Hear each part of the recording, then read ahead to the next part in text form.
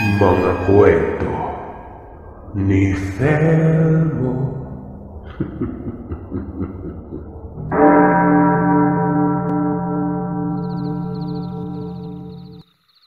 Sinilip ko pa ang sala para makasigurado. Ang nakita ko lang ay si Karyo. Naroroon ito sa mahabang upuan at natutulog sa may beranda. Bakante ang sala kahit may nakalatag na banig doon. Pinili kong magtungo sa sala. Nagpalinga-linga pa ako tapos ay sumilip doon sa bintana. Tinanaw ko ang labas noon. Nakita kong maliwanag ng silangan. Ilang saglit lang ay puputok ng bukang liwayway. Yung baho ay hindi pa rin nawawala na para bang kung nasaan ako ay sumusunod din ito. Hanggang sa pagkapa ko sa dibdib ko, madulas yon. At noong amuyin ko ito, doon nanggagaling ang amoy. Nakahubad pa naman ako ng damit noon. Kaya ayon, pinahiran ko ito hanggang sa bumaba ako at naghugas doon sa may balon. Pero naroroon pa rin ang baho. Banas na banas ako kasi alam kong galing sa akin yon. Hanggang sa kinapakapa ko pang pisngi ko. May madulas din doon. Kaya naghilamos na ako hanggang sa pinili ko na lang talagang maligo. Doon na nawala ang baho. Nagtataka ako dahil hindi naman siguro yun galing kay Stella. Hindi naman siya mabaho at lalong hindi galing yun sa bote na binuksan ko kasi nga wala namang natapon sa laman nun. Magpaganon pa man ay binaliwala ko lamang ito. Sinipat ko ang bubungan. Naalala ko kasi kung saan pumatong yung nilalang. Nakatapat ito sa silid namin. Nakita kong may nagkalat na mga kapirasong pawid sa may lupa. Halatang galing ito doon sa may bubungan. Maya-maya pa ay nakita ko ang Nanay Redela. Naroroon ito sa may unahan. Nakatayo lamang at nakatingin sa may silangan. Para bang inaantay nito ang pagsilang ng araw. Mabilis akong umakyat ng bahay noon.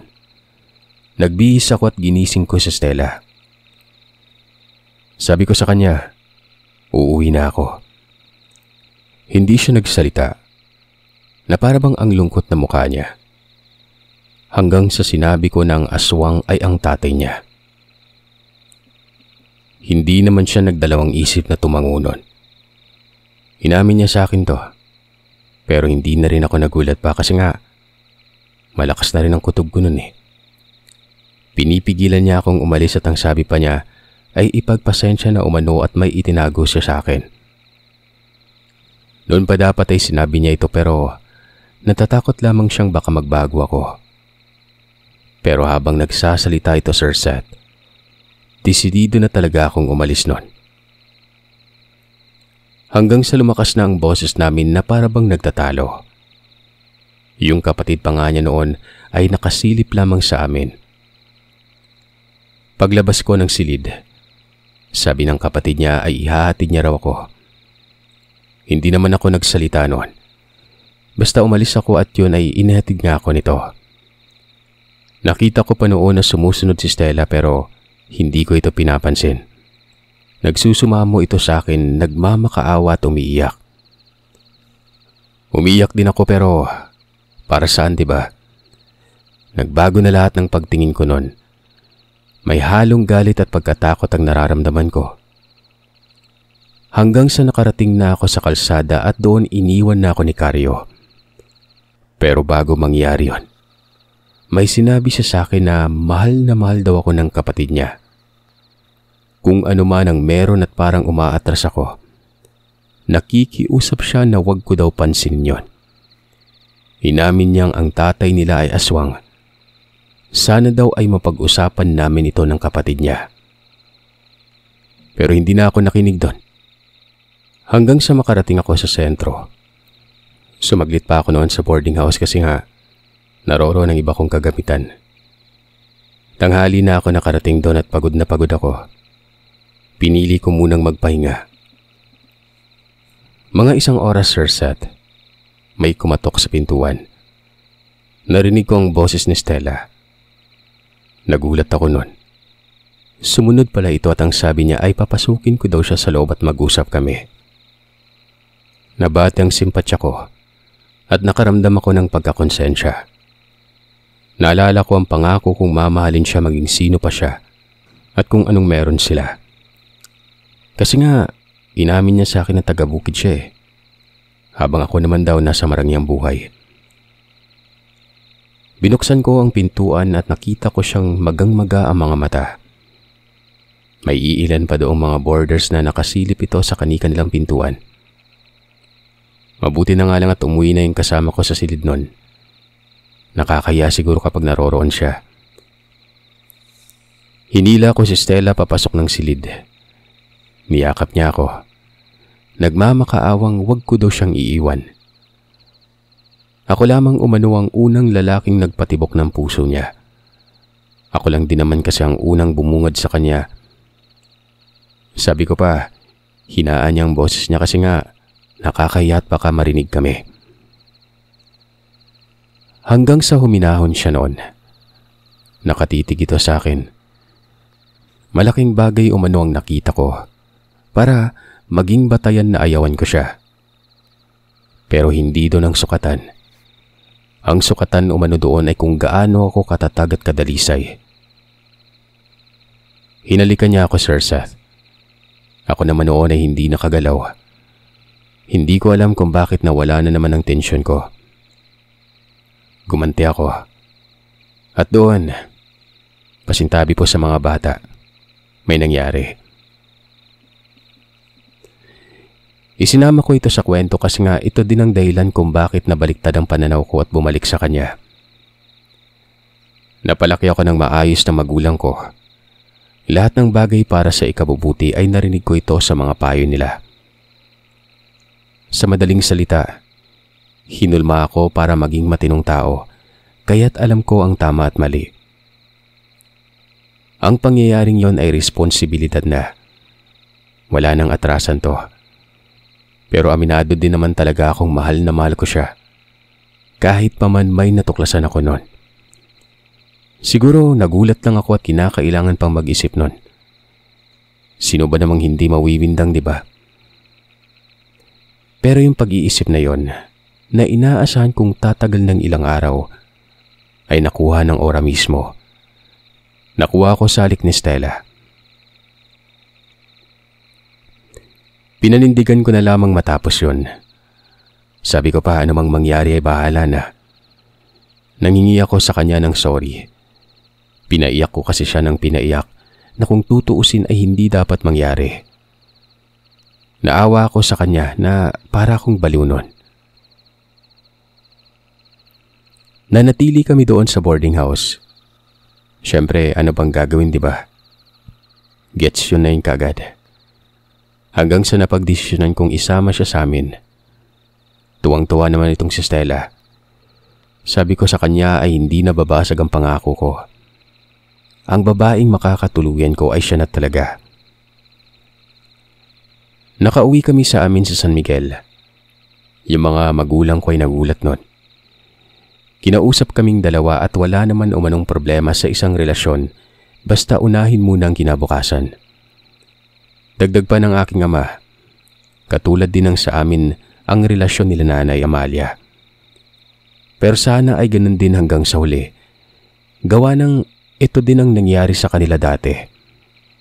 Mula freshman hanggang senior college, hanggang sa nakagraduate ang nanay, nakapasa sa board exam at nagmasteral. Habang ang tatay naman pagkatapos ng political science ay nagpatuloy ng College of Law noon. Pero sila pa rin.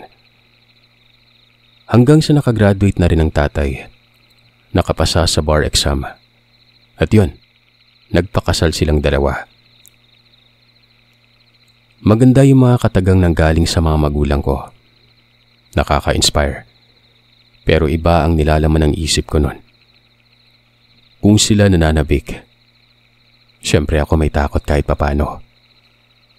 Alam niyo ba, Sir Seth, nagbakasyon sa amin si Stella.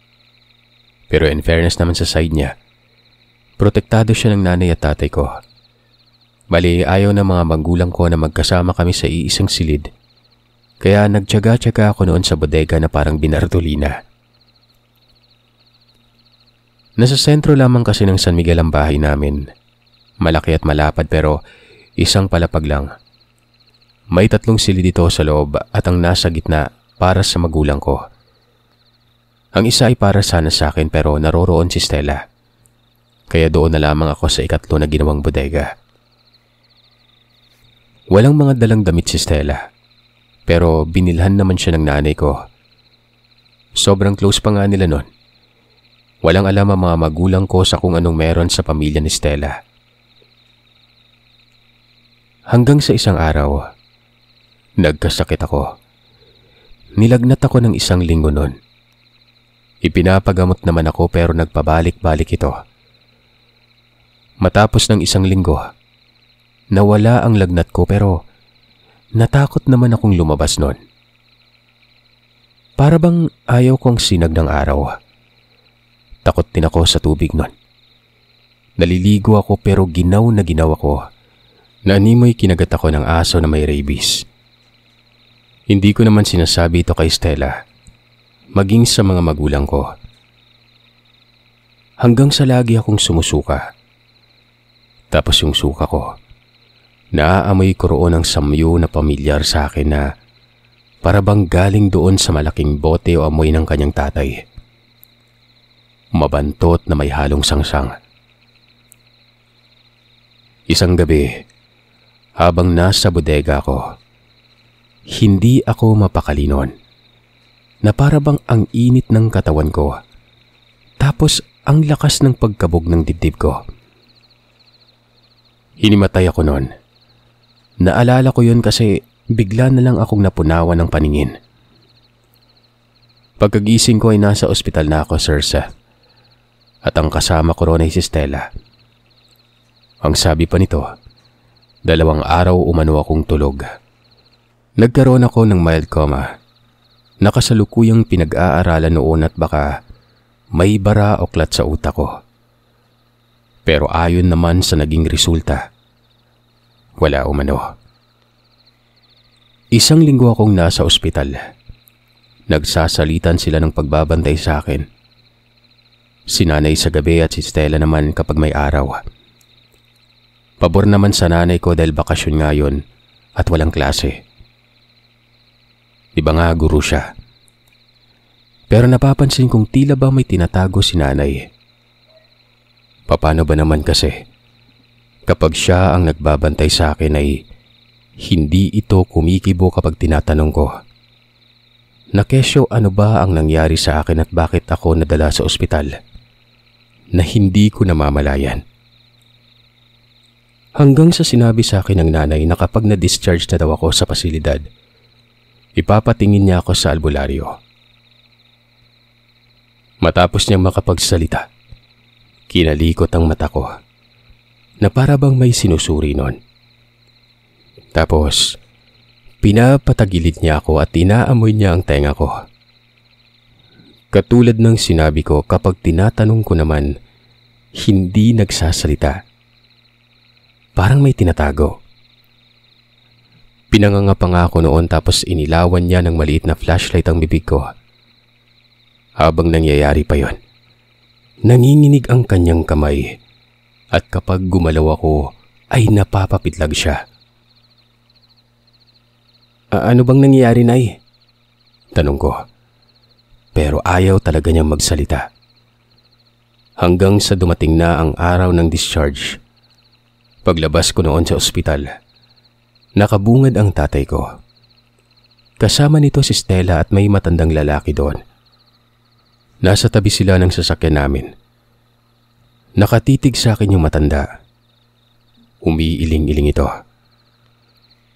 Hanggang sa nagpakilala ito sa akin. Mang Jikoy. Itago na lamang po natin siya sa pangalang Mang Jikoy. At tama kayo mga kagiliw. Isa siyang albularyo. Ang sabi pa nito, doon daw muna ako sa bahay niya. Mananatili ako doon hanggang sa maresolba ang problema. Sobrang balisa ang aking ama noon habang si Stella naman ay nangingilid ang luha sa mga mata. Siyempre, walang humpay ang pagpapalipad ko ng katagang bakit. Doon na lang sa bahay ni Mang Jikoy, anak. Siya na yung magpapaliwanag sa'yo. Sige na, sumakay ka na. Mungkahi ni tatay. Wala namang ano-anong sumunod na lamang ako. Ang katabi ko sa may sasakyan ay ang matanda nun. Kami lang ang nasa likod at ang nagmamaneho ay si tatay. Hindi sumakay sina Nanay at Stella. Doon sila sa habal kung saan nakabuntot sa amin. Para bang ayaw nila akong sabayan nun. Si Mang Jikoy naman ay sobrang tahimik. Nakahawak sa kamay ko na para bang ayaw akong pakawalan. Mahigpit ang pagkakahawak na yon. Si tatay naman ay panay sipat sa may salamin. Nakita ko yung mga mata niyang parang maluwa-luwa.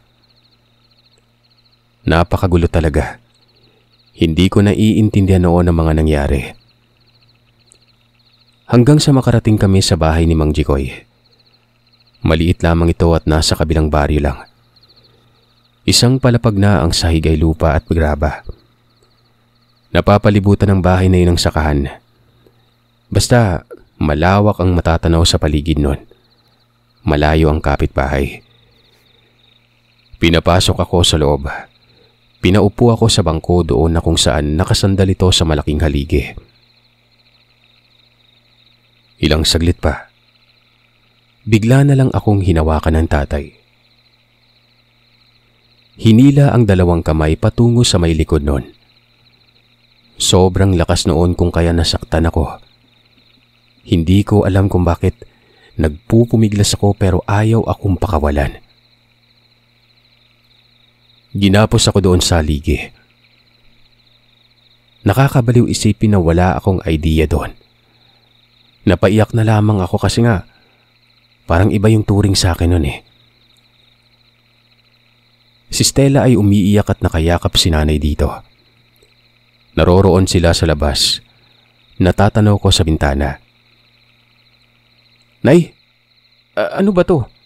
Ano ba talaga yung nangyari? Tay, nasasaktan po ako. Tiisin mo lang anak. Pagkatapos nito, saka mo na malalaman ng lahat. Maging ang mga binti ko noon ay itinali pa sa dalawang paa ng bangko.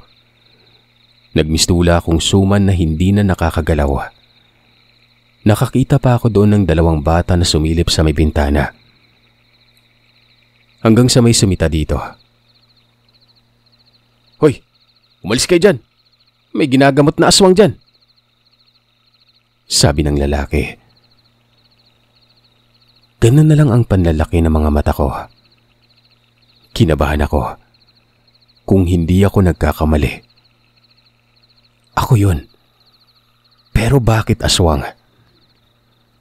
Hanggang sa natapos na ang paggapos sa akin, dito ay humagulgol ng iyak ang nanay ko. Doon niya palang ako niyakap. Humingi ito ng tawad at hindi niya ipinalam ang lahat nun. Sinadya umano nilang ilihim ito para magawa nila ng maayos ang pagpapagamot sa akin. Kapag sinabi kasing nayanggaw ko, baka magdulot pa ito ng gulo. Ito na rin ay batay sa mga sinabi ni Mang Jikoy na huwag ipaalam sa akin ang lahat. Ay naman sa aking ama, humihingi din ito ng kapatawaran dahil nasaktan niya umano ako. Pagmulat sa pool, hindi niya pa daw ako na pagbuhatan ng kamay pero sa kauna-unahang pagkakataon ay nasaktan niya na ako at masakit para sa kanya yon. Dong, sana maintindihan mo ha. Hindi biro yung sakit mo. Yanggaw yan ng aswang Dong. Hindi namin alam kung kinapitan na ba ng sumpa yung isip mo kaya ipinagawa ko ito sa mga magulang mo ng palihim. Lalo na't dumanas ka ng halusinasyon at pagkahimatay. Ibig sabihin lang, malapit na malapit ka na doon. Wika ni Mang Jikoy nun. Si Nanay Amalia naman noon ay muling nagsalita at ang sabi, ilang araw umano mula noong nagbakasyon kami, ay may napapansin na siyang kakaiba.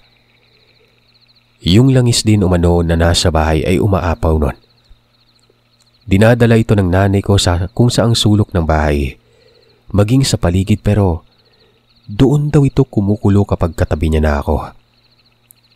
Isang pahiwatig na may mali na talaga sa akin, na may masamang inihiriya. Ulitin ko lang mga kagiliw. Gaya ng sinabi ko sa una, makaluma ang pamamaraan ng mga magulang ko. Mga profesional pero laking baryo sa mga ito. Naniniwala sa mga bagay-bagay, maging ang mga inaakala ko nung hindi umiiral. Naniniwala sila doon. Kaya ang nakagawian din ng mga ito ay pamamaraan ng isang lokal na tao. Siyempre naroroon na mga bagay na katulad ng langis na yon. Nakatulala ako noon. Hindi ako nakapagsalita. Hanggang sa nagtanong si Mang Jikoy kung sino ba ang mga nakakasalamuha kong tao sa Dumaguete, maliban sa nobya ko. Kasi nga, posibleng doon ko daw nakuha ang yanggaw. Hindi naman umano aswang ang nobya ko noon. Napatingin ako noon kay Stella. Kaagad pumasok sa isip ko na baka hinawaan ako ng tatay niya. Gusto kong magsalita pero naawa ako kay Stella noon. Umiiyak siya sa labas, Sir. Nakatitig sa akin at panay iling. Hindi ko po alam eh. Marami naman kasing tao doon. Hindi may iwasan na may makasalamuha. Paano po ba ako nahawakan ng pagiging aswang? Sagot ko kay Mang Jikoy noon. Ayon sa matanda, sa pamamagitan daw ng laway, maaaring nangyari daw ito habang natutulog ako. O hindi naman kaya ay inihalo sa pagkain noon. Marami umanong klase ng yanggaw, pero ang tumama umano sa akin ay ang laway. Kung hindi daw sa bibig ko idinaan, ay posibleng sa tenga o hindi naman kaya sa mata. Para rekta umano sa utak ang kamandag nun. Pwede nyo nang iwan to. Ako nang bahala. Titignan natin kung matatanggal ba. Pero kapag nabigo, walang ibang paraan kung hindi ang tanggapin na lang natin yung sinapit niya. Kayo na'y magdesisyon kung anong gagawin ko sa kanya kapag humantong na tayo doon, ha? Kung papatayin ba o papasanin niyo na lamang yung malaking problema. Kayo'y magulang. Kayo'y magpapasya. Siyempre gulat na gulat ako nun. Para akong nabaliw panandalian. Sino ba namang hindi papatayin ako kapag hindi ako gumaling. Basta, nakatulala ako at sobrang lalim ng iniisip ko nun. Nagpaalam nang umalis sa mga magulang ko. Si Stella hindi sumama sa kanila. Magpapaiwan daw ito at babantayan niya ako. Kahit anong pilit nila nanay at tatay ay talagang nagdumili si Stella noon, kung kaya naman nag-iwan si tatay ng pera. Malaking halaga yun para panggastos. Babalik din daw si nanay para dalhan ng masusuot si Stella. Ako noon ay hindi nakasali sa dadala ng masusuot. Halatang doon lang talaga ako sa haligi na yon. Galit na galit ako kay Stella. Sinisisi ko siya sa nangyari sa akin pero hanggang sa bibig ko lang yon at hindi ko pinakawalan sa kanya. Naiintindihan ko ang kanyang sitwasyon. Kami lang dalawa sa bahay ng albularyo. Abala ang matanda sa kung anong ginagawa nito sa labas nun. Niyanggaw ka ng tatay. Bukas makalawa uuwi ako, Edmar. Kukumprontahin ko siya. Napakahayop niya. Nagpapakitang tao lang siya sa amin pero ang totoo, banta talaga yung tatay ko sa lugar namin. Mahinang wika ni Stella. Sa pagpapatuloy ng pagsasalaysay nito ay nanghingi siya ng tawad sa akin noon. Ang sabi ko naman na alam ko ang nararamdaman niya. Alam ko din na tatay ni Stella ang dahilan. Wala namang ibang gagawa noon at wala na din ako magagawa kung hindi ang tanggapin na lamang. Ipinaliwanag ko sa kanyang mahal ko siya kahit ano pang mangyari. Hanggang sa nagtanong ako sa kanya na kung sakaling maging aswang man ako, anong mangyari sa akin? Ayon naman kay Stella, makakaranas daw ako ng matinding pagkagutom. Pagkagutom sa dugo at laman ng kahit anong nilalang. Basta may buhay. Katulad ng kanyang kapatid noon na namatay. Babae yun na niyanggaw ng kanyang ama. Sa kadahilanang ito daw ang susunod. Pero namatay umano ito kalaunan. Dahil habang nasa proseso ng yanggaw ay hindi ito nabantayan nun. Nakawala at nagtungo sa kabahayan at natagpuan na lamang napatay yun at maraming taga ng itak. Ito pala yung nabanggit niyang namatay na kapatid. Huwag lang umano akong mawalan ng pag-asa. May albularyo naman at baka makatulong ito. Maliban pa dyan ay uuwi din siya para kunin ang gamot sa yanggaw. Hindi lang siya sigurado kung yun nga ba yun. Oo, kinakabahan ako. Namumutawi sa isip ko ang masamang mangyayari sa akin. Ipinagdarasal ko na lamang na baka gumaling din ako. Kinagabihan, para akong hinagupit ng bagyo nun. Pinagpapaluwa ko ni Mang Jikoy ng binsol. Kung maitatanong niyo kung anong binsol, buntot pagi po yun. Basta nagsisisigaw ako noon sa sakit at sa bawat pagtama ng binsol ay para akong pinapaso. Pero kitang-kita ko, Sir Seth, ang bahid ng sugat na mabilis na naglalaho nun. Nasusugatan ako pero nawawala kaagad at sobrang nakapagtataka ang bagay na yon. Paulit-ulit na sinasabi ni Mang Jikoy ang katagang lumayas umano ang sumpa sa katawan ko. Pinapainom pa ako nito ng tubig na sobrang pait na para bang katasyon ng bunga na mahogani. Basta sobrang pait at napapasuka pa ako nun. Sa paa, sa balikat, sa dibdib at sa ulo ko ang pagtama ng binsol na ito. Mga kalahating oras siguro yon. Hanggang sa sumuko na itong si Mang Jikoy at ang sabi,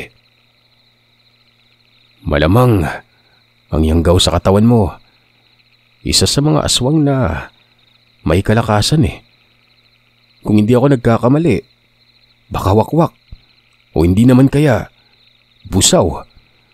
Wika nito hanggang sa napasabat na lamang itong si Stella na siya namang ikinagulat ng matanda.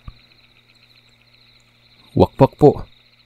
Mababang uri po ang busaw. Dalawang uri lang ang may malalakas na katawan. Wakwak po at lahing gabunan. Ano, Ineng? Bakit parang ang dami mong alam? Tanong ni Mang Jikoy. Siguro ay nagulat din si Stella sa sinabi niya. Mali ang ginawa nun. Nanlalaki kasi ang mga mata niya tapos lumabas na ito ng bahay. Tumitig naman sa akin si Mang Jikoy. Pagkatapos ay walang ano-anong lumabas din ng bahay nun. Kinausap nito si Stella. Naririnig ko ang mga sinabi ng matanda sa nobya ko. Na kesyo tama daw si Stella. Pero ang tanong ay kung paano nalaman ng dilag yon. Hanggang sa napatingin si Stella sa akin na para bang inaantay ang abiso ko. Hanggang sa tumango ako at sinabing, walang magbabago, Stella. Walang mangyayari sa iyo at ako ang bahala. Aminin mo, huwag ka matakot. Ipaglalaban kita. Naknang. Ang drama ko talaga nun, Sir Seth. Pang telenovela. Tumango si Stella. At doon ay isiniwalat niya ang lahat kay Mang Jikoy. Si Mang Jikoy noon ay nakikita kong puro lamang pagtango ang tugon niya. Ang daming sinabi sa kanya ni Stella na sa mga sandaling yon, ang iba dito ay ikinagulat ko.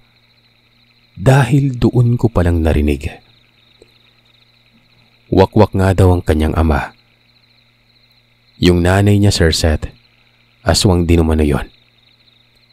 Hindi ko akalain na ganun pala. Kaya pala napaka-weirdo ng pamilya. Pero hindi na umano inaatake ang nanay niya. Sanay daw itong makitungo sa mga tao at hindi na aasiwa sa mga pangontra.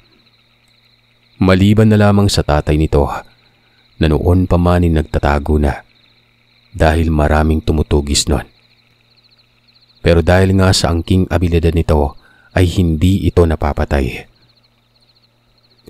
Walang ibang kinatatakutan ang mga tao doon sa kanila kung hindi ang tatay niya. May ilan na kasing kamuntikang na biktima ito pero sa ibang lugar yon. Aminado si Stella na nakapatay na ang kanyang ama. Dagdag pa ni Stella, may gamot umano sa Yanggaw. Ito na rin ay batay sa sinabi ng kanyang nanay. At pinagmamay-ari ito ng kanyang tatay umano. Yun umanong isang bote sa ilalim ng higaan. Gamot umano yon, Sir Seth. Hinala ito ni Stella. Gawa ng iniinom ito ng kapatid niyang lalaki na si Carlo sa tuwing napapabisita ang kanilang ama sa bahay. Habang yung isa naman ay pagpapalakas ng aswang. Yung mabaho, pamahid daw yun ng kanyang ama. Sinabihan ni Mang Jikoy itong si Stella na wag na lang umuwi sa kanila. Baka nagpapakitang tao lamang ultimo ang kanyang inanon.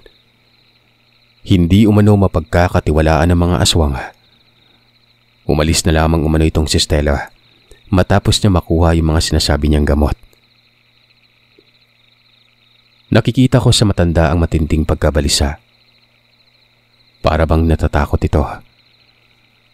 Pagsapit ng gabi ay umalis si Stella noon. Ang pakay niya ay gamot. Ako naman noon ay nagbabaka sakali na lamang na gamot nga yon. Ilang saglit lang ay dumating na ang tatay ko. May dala itong mga kagamitan. Kinamusta ako at nagtanong kung nasaan si Stella. Ayaw ko sanang sabihin ng totoo kaso para na rin maging malinaw ang lahat ay sinabi ko na lamang talaga. Nagulat si tatay. Nagalit ito. At ang sabi ay bakit umano hindi ipinaalam kagad sa kanila. Tanggap naman ni tatay si Stella pero kung naagapan ito ay hindi sana hahantong sa malaking problema. Humingi ako ng tawad kay tatay. Sinabi kong pagkakamali yun. Mahal ko si Stella at pinoproteksyonan ko ang reputasyon niya. Tama lang ang ginawa ng anak mo. Mantakin mo aswang yung mga magulang ng nobya niya pero hindi umatras. Itong totoong lalaki. Napalaki ng maayos at matino. Hindi nga matakot may Yanggaw eh. Parang tanggap niya talaga yung babae. Sabi ng albularyo noon. Dito sinabi ni tatay na hindi na lamang siya umano uuwi. Si nanay naman ay may ginagawa umano sa bahay noon. Ayon dito kay tatay, na siyang ikinagulat ko.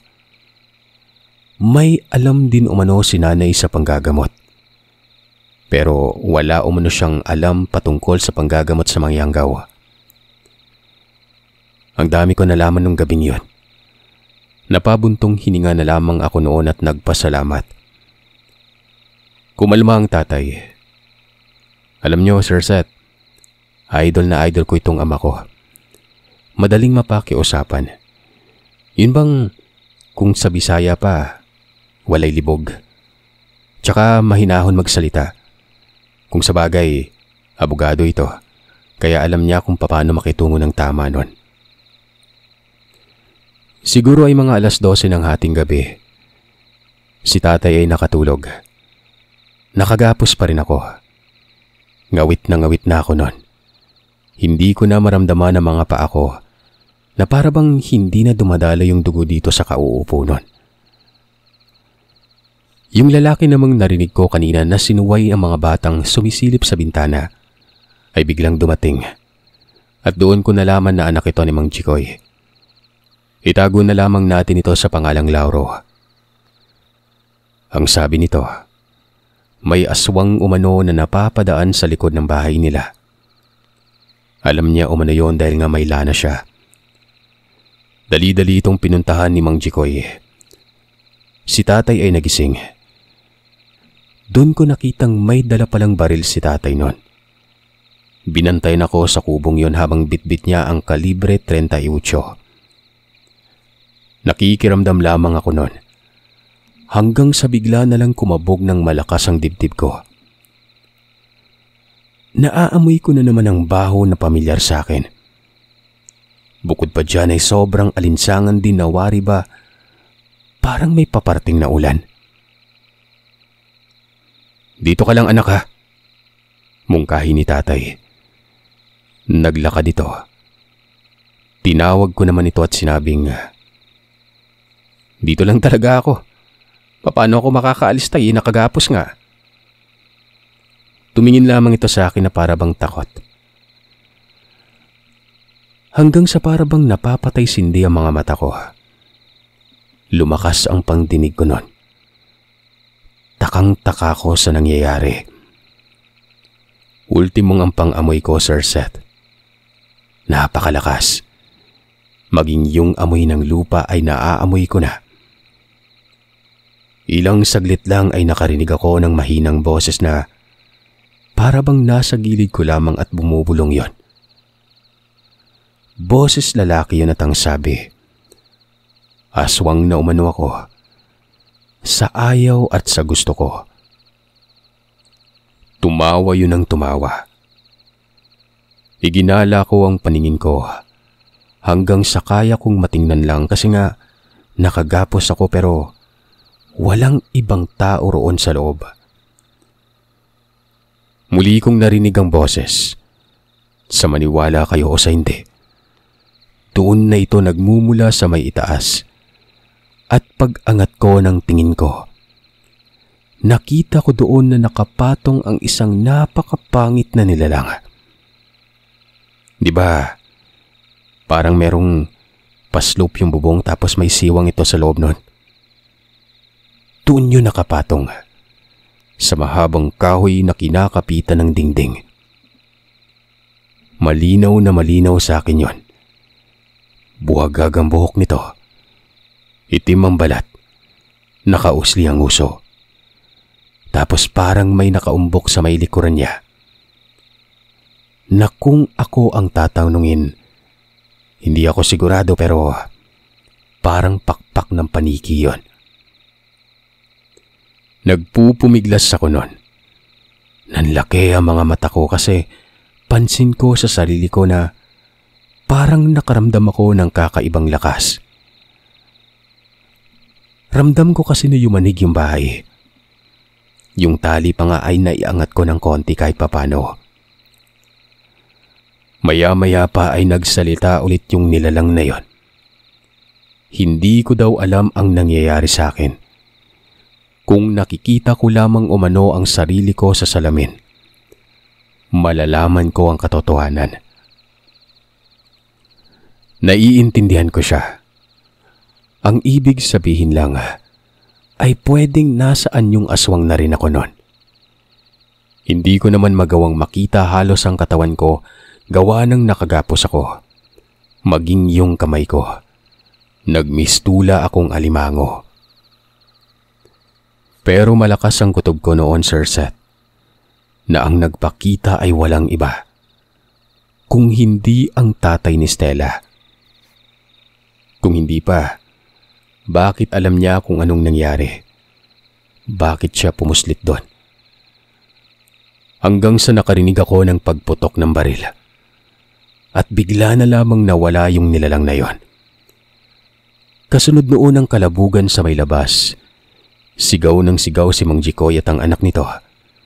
Maging si tatay nun. Na para bang may pinagtutulungan sila. Dinig ko din noon ang pag-igik ng baboy na pagkatapang-tapang. Hanggang sa ilang saglit lang, natahimik ang lugar. Kasunod nito ay ang pagmumura ni Mang Jikoy. Dinig na dinig ko kung paano niya sabihing nakatakas umano yon. Sabi naman ng anak nito, papanong hindi makatakas wala nga silang panglaban umano doon. Malakas umano yung nilalang na yon. Lilinawin ko lang, Sir Seth, na hindi ko nakita ang nangyari at hanggang sa pakikinig lamang ako. Kaya hindi ko maisasiwalat kung ano talagang nangyari. Unang bumungad sa akin ay ang aking ama. Sobrang putla niya na parang matindi yung nerbiyos. Hanggang sa napatitig ito, tapos napaatras. Natutukan pa ako ng baril noon. Sabi ni tatay, aswang na umano ako.